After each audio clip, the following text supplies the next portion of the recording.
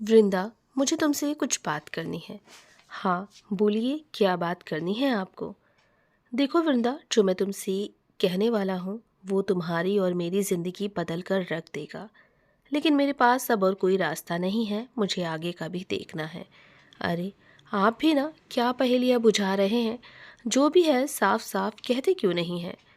वृंदा, मैं दूसरी शादी करना चाहता हूँ। दूसरी शादी तो कर लीजिए, किसने रोका है आपको?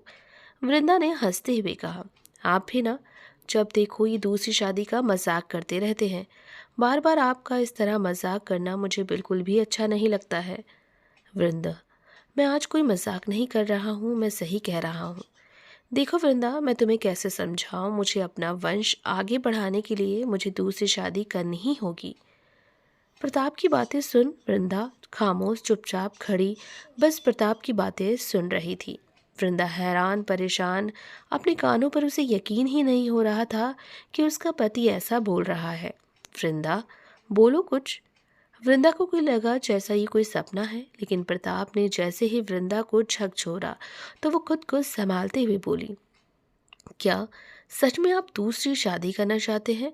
हाँ वृंदा, देखो वृंदा, तुम साथ में रहो, दूसरी शादी होगी वो भी साथ में रहेगी और तुम भी। मुझे तुमसे कोई तलाक नहीं चाहिए और ना ही मैं तुम्हें तलाक देना चाहता हूँ। मेरी दो बेटियां हैं, मैं उनकी जिम्मेदारी बखूबी निभाऊंगा और तुम्हारी भी।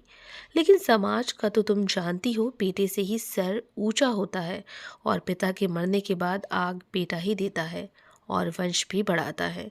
मेरे मरने के बाद मेरा वंश कैसे चलेगा, मेरा वंश कैसे आगे बढ़ेगा? बेटियां तो एक दिन अपने घर चली जाएंगी। मुझे कोई ऐतराज़ नहीं है वृंदा बेटियों से, और ना ही ऐसा है कि मुझे उनसे प्यार नहीं है, मुझे उनसे बहुत प्यार है। लेकिन फिर भी तुम तो जानती हो, माँ भी बेटी के लिए परेशान रहती है और मुझे भी लगता है अब इस समस्या का हल दूसरी शादी ही है। अब तुम बताओ वृंदा, तुम क्या चाहती हो? वृंदा छोटी हंसी हंसते हुए बोली, जब आपने फैसला कर ही लिया है तो मेरे चाहने न चाहने से क्या होगा। हाँ, लेकिन फिर भी तुम बताओ, तुम क्या चाहती हो? क्या बताओ कि मैं क्या चाहती हूँ? क्या आपको नहीं पता कि मैं क्या चाहती हूँ? मैं कैसे आपको बांट लूँ? मैं कैसे आपकी दूसरी शादी के लिए हाँ बोल दूँ? मेरी तो हमेशा से ही ना ही रहेगी। देखो वृंदा, मैं समझता हूँ तुम्हें, पर मैं भी मजबूर हूँ। सब साथ में मिलकर रहेंगे, कुछ नहीं होगा। और भी लोग तो हैं जो रहते हैं साथ में ना। पुराने ज़माने में भी तो यही होता था ना। देखो वृंदा, तुम बेकार की चिंता कर रही हो, हमारा परिवार खुशहाल परिवार रहेगा। आप क्यों शादी करना चाहते हैं? वैसे भी हमारा खुशहाल परिवार है, दो बेटियां हैं, सब कुछ सही है। आप बेटी के लिए अपनी बेटियों का भविष्य और हम दोनों का भविष्य भी खराब कर रहे हैं। नहीं, आप दूसरी शादी नहीं करेंगे, देखिए मान जाइए आप। देखो वृंदा, तुम मेरी पत्नी हो, मैं तुमसे बहुत प्यार करता हूँ, पर हर हाल में मुझे बेटे का पिता बनना है। लेकिन मैं तुम्हारी राय के बिना आगे बढ़ना नहीं चाहता था। मैं अपनी ज़िंदगी में तुम्हें साथ लेकर चलना चाहता था, पर शायद तुम्हें मेरी खुशी मंजूर नहीं है। तो सुन लो, मैं दूसरी शादी करूँगा। अगर तुम रहना चाहती हो मेरे साथ तो मुझे कोई ऐतराज़ नहीं है, और अगर नहीं तो मैं भी तुम्हारी व्यवस्था कर दूंगा अलग जगह। लेकिन हाँ, मुझे दूसरी शादी करनी है वृंदा, मेरे पास और कोई रास्ता नहीं है। वृंदा बहुत अपने पति के हाथ पैर जोड़ती है, मिन्नतें करती है, पर प्रताप ने उसकी एक भी न सुनी और दूसरी शादी करने का फैसला कर लिया। वृंदा चाहकर भी कुछ भी ना कर पाई, क्योंकि वो बहुत गरीब परिवार से थी। वो अपने पिता को दुखी नहीं देखना चाहती थी, क्योंकि उसके पिता दिल के मरीज थे और प्रताप एक बहुत बड़ा वकील भी था। वो अपने कानूनी दाव पेश लगाकर किसी न किसी तरह वृंदा को झूठा साबित कर देता। हर हाल में हार वृंदा की होती। इसीलिए न चाहते हुए वृंदा प्रताप की दूसरी शादी के लिए मान गई। अब वो पल भी आ गया जब प्रताप दूसरी शादी करके अपनी दूसरी पत्नी सुमन को घर ले आया। कुछ दिन तो सब ठीक रहा। प्रताप ने अपने कहे मुताबिक दोनों का बहुत ही ध्यान दिया और अपनी बेटियों का भी। लेकिन जैसे ही कुछ महीने बीते तो पता चला कि प्रताप की दूसरी पत्नी मां बनने वाली है। वृंदा को ये सुन बहुत दुख हुआ, लेकिन वो क्या कर सकती थी? ये सब सहने के अलावा वृंदा के पास और कोई भी रास्ता भी तो नहीं था। वो अपनी बेटियों का भविष्य अच्छा बनाना चाहती थी, इसीलिए वह सब कुछ सहती रही और भगवान के भरोसे सब कुछ छोड़ दिया। धीरे धीरे प्रताप का व्यवहार और भी बदलने लगा। जब से उसकी दूसरी बीवी मां बनने वाली है, तब से प्रताप ने अपनी बेटियों और वृंदा पर ध्यान देना बंद कर दिया। अब दिन रात वह अपनी दूसरी पत्नी के पास ही रहता था। एक दिन प्रताप वृंदा के पास आता है और उससे कहता है कि वह अगले साल अपनी बेटियों का नाम एक सरकारी स्कूल में लिखवा देगा, क्योंकि खर्चे बहुत बढ़ गए हैं। वृंदा प्रताप की बात सुन हैरान हो गई। वृंदा अपने लिए तो सहती रही, लेकिन अब अपनी बेटियों के लिए भी उसे सहना पड़े, ये वृंदा को सही नहीं लगा। वृंदा ने इसका विरोध किया और अपने पति प्रताप से कहा, नहीं, मेरी बेटी प्राइवेट स्कूल में ही पढ़ेंगी, वो सरकारी स्कूल में नहीं जाएंगी। आप एक बहुत बड़े वकील हैं, आपकी सोच ऐसी होगी, मैंने ये कभी नहीं सोचा था। और आपको क्या हो गया है? आपकी बेटियां एक सरकारी स्कूल में पढ़ेंगी, लोग क्या कहेंगे? आपको इसकी ज़रा सी भी फिक्र नहीं है? आपको क्या हो गया है जो अपनी बेटियों का नाम वहाँ से हटाकर एक सरकारी स्कूल में लिखवाना चाहते हैं? देखिए, मैंने आपकी हर बात मानी, पर ये बात नहीं मानूंगी। मैं अपनी बेटियों का भविष्य से खिलवाड़ नहीं कर सकती हूँ। देखिए, मेरी बेटी वहीं पढ़ेगी जहाँ वो पढ़ती आई हैं। आपने दूसरी शादी करते वक्त मुझसे वादा किया था कि आप मेरी और मेरी बेटियों का अच्छे से ख्याल रखेंगे, लेकिन आप तो जैसे जैसे वक्त बीत रहा है वैसे वैसे मुझसे और मेरी बेटियों से आप पीछा खींच रहे हैं। आप मुझे नज़रअंदाज कर सकते हैं, वो मुझे बर्दाश्त है, लेकिन अगर मेरी बेटियों का नज़रअंदाज करेंगे तो वो मुझे बर्दाश्त नहीं है। इतने में प्रताप गुस्से में वृंदा से ऊंची आवाज़ में बोला, मैंने फैसला कर लिया है कि अगले साल अंजलि अवनी की पढ़ाई सरकारी स्कूल में होगी, और तुम जानती हो, जो मैं फैसला ले लेता हूँ उस पर अटल रहता हूँ। आखिर आप ऐसा क्यों कर रहे हैं? आप हमारे साथ इतना बुरा बर्ताव क्यों कर रहे हैं? वृंदा, तुम मेरी बात क्यों नहीं समझ रही हो? ये क्या करेंगे इतना पढ़ लिख कर? एक दिन तो उनको अपना चूल्हा चौका, अपना घर परिवार संभालना है।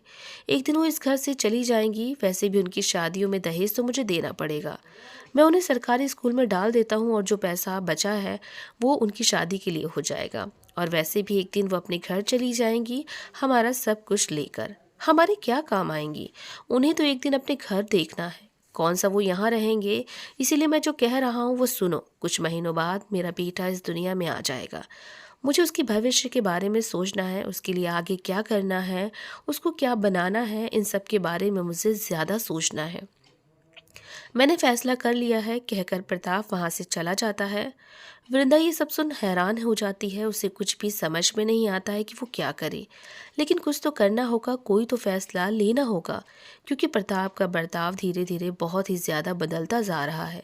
अभी ये हाल है, अगर उसे बेटा मिल गया तो फिर वो उसका और उसकी बेटियों का जीना दुश्वार कर देगा। यही सब सोचकर वृंदा ने फैसला लिया कि वह इस घर से चली जाएगी हमेशा के लिए, बिना बताए किसी को, क्योंकि वो प्रताप से कभी नहीं लड़ सकती है, उससे कभी नहीं जीत पाएगी। इससे अच्छा है कि वह बिना बताए इस घर से हमेशा के लिए चली जाए। वृंदा अपनी दोनों बेटियों के साथ देर रात घर से बिना बताए चली गई। अगली सुबह जब सबको पता चला कि वृंदा और उसकी बेटियां इस घर में नहीं हैं, तो प्रताप ने उन्हें ढूंढना भी ज़रूरी नहीं समझा। प्रताप बेटे के लिए इतना अंधा हो गया था कि उसने अपनी इतनी अच्छी पत्नी वृंदा और अपनी दोनों बेटियों को जाने का गम भी नहीं था। ऐसे ही दिन गुजरते गए और जिस दिन का प्रताप को इंतज़ार था वो दिन भी आ गया। प्रताप की दूसरी बीवी सुमन ने बेटे को जन्म दिया। घर में खुशी का माहौल था। प्रताप को जो चाहिए था वो अब मिल गया था। वक्त ने करवट ली और समय पंख लगाकर कब उड़ गया पता ही नहीं चला। अब प्रताप के दो बेटे हैं, नील और आकाश। नील और आकाश भी अपने पापा की ही तरह बड़े पद पर है। बड़ा बेटा नील वो पुलिस ऑफिसर है और छोटा बेटा आकाश अपने पापा की ही तरह वकील है। प्रताप अपनी दूसरी बीवी और बच्चों के साथ बहुत खुशी खुशी रह रहा था, पर उसने वृंदा और अपनी बेटियों की कभी भी कोई खबर नहीं ली। एक दिन सभी नील के लिए लड़की देखने के लिए दूसरे शहर गाड़ी से जा रहे थे। रास्ते में उनकी गाड़ी का एक्सीडेंट हो गया और प्रताप को जब होश आया तो उसने अपने आप को अस्पताल में पाया। उसने डॉक्टर से पूछा कि मेरा परिवार कहाँ है, मेरी पत्नी और मेरे दोनों बेटे ठीक तो है ना? डॉक्टर ने प्रताप को बताया कि उनकी बीवी और उनकी माँ और उनके दोनों बेटों ने उसी वक्त दम तोड़ दिया था। आपकी सांसें चल रही थी तो सभी आपको अस्पताल ले आए। आपको थोड़ी बहुत चोटें आई हैं जो जल्द ही ठीक हो जाएंगी। डॉक्टर की बात सुनकर प्रताप के पैरों तले जमीन खिसक गई। वो बहुत ही दुखी हो गया। वो फूट फूट कर रोने लगा और कहने लगा कि भगवान ने आखिर मुझे क्यों बचाया?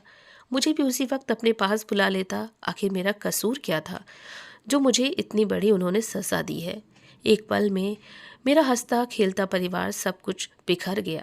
प्रताप को ठीक होने में पूरे 1 महीने लगे। 1 महीने बाद वह अपने घर आया। प्रताप घर आते ही अपने घर पर अपनी बीवी और बच्चों को याद करने लगा। एक वो वक्त था, इस घर में चहल पहल थी। आज इस घर में सन्नाटे के अलावा कुछ नहीं है। प्रताप का घर सन्नाटा दिन ब दिन खाया जा रहा था और साथ में उसका अकेलापन भी। एक दिन प्रताप ने अपना घर छोड़ दिया और वृद्ध आश्रम में चला आया और वृद्ध आश्रम में ही रहने लगा। सबके साथ रहकर कुछ देर के लिए वह अपने बच्चों और बीवी को भूल तो जाता, लेकिन रात होते ही वह अपने बीवी बच्चों को फिर से याद करने लगता। प्रताप हर दिन अपने आप को बस कोसता रहता और भगवान से कहता कि आखिर उसे क्यों बचाया। प्रताप सबसे घुल मिलकर रहता, उसे अपनी बीवी बच्चों की याद ना आए, इसीलिए ज़्यादातर वो सबसे बातें करते रहता और सबके कामों में मदद भी करता। एक दिन सभी मिलकर बातें कर रहे थे तो प्रताप की नज़र एक मूर्ति पर गई। उसने पास में अपने दोस्त से पूछा कि ये मूर्ति किसकी है, तो सभी कहने लगे, अरे आपको नहीं पता ये मूर्ति किसकी है? ये वृंदा बहन की मूर्ति है। वह इस दुनिया में अब नहीं है। कल उनकी बरसी है और आपको आश्रम में आए हुए इतने दिन हो गए और आपको आश्रम का नाम भी सही से नहीं पता। इस आश्रम का नाम वृंदा आश्रम है।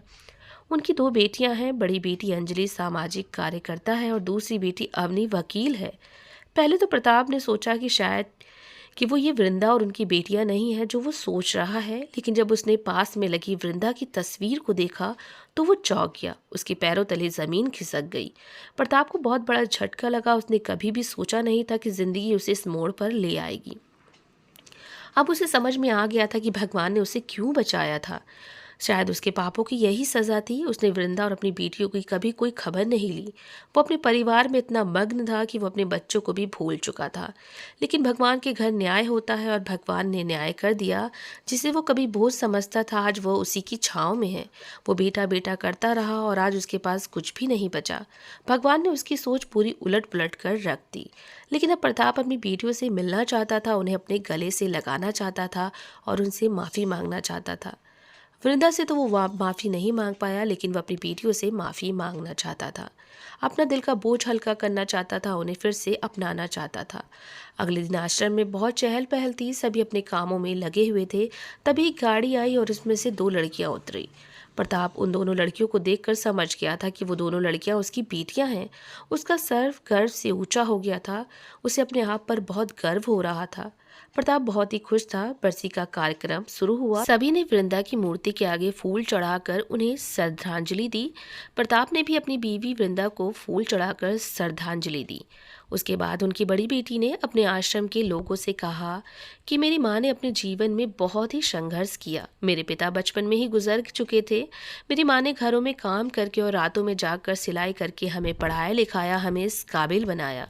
हम अपनी माँ के बहुत आभारी हैं और हम बहुत खुश नसीब हैं कि हमें ऐसी माँ मिली। आप इस दुनिया से भले ही चली गई हैं, लेकिन आप हमारे दिलों में हमेशा रहेंगी। ये कहते हुए उनकी बेटियों की आंखों में आंसू आ गए। उसके बाद उनकी बेटियां चली गईं। प्रताप उन्हें जाते वक्त बस देखता रहा। प्रताप उनके सामने कुछ भी नहीं बोल पाया। जब प्रताप ने अपनी बेटी के मुंह से सुना कि उसके पिता बचपन में ही गुजर चुके थे, तो वो बिल्कुल टूट गया। उसे अपने कर्मों की सज़ा मिल चुकी थी। उसने अपना सब कुछ खो दिया था और उसे समझ आ गया था कि ये दिन देखने के लिए ही भगवान ने उसे जिंदा रखा था। उसे अपने कर्मों की इस तरह से सज़ा मिलेगी उसने कभी भी सोचा नहीं था। आपको क्या लगता है कि प्रताप के साथ सही हुआ? अपनी राय कमेंट बॉक्स में ज़रूर दें। कहानी सुनने के लिए आप सभी का बहुत धन्यवाद।